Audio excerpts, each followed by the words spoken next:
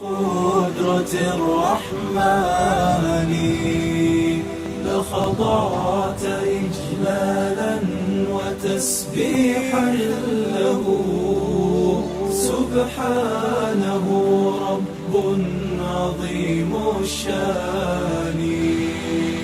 يعلو ولا يعلى وجل علوه، وصفاته كملت بلا نقصان.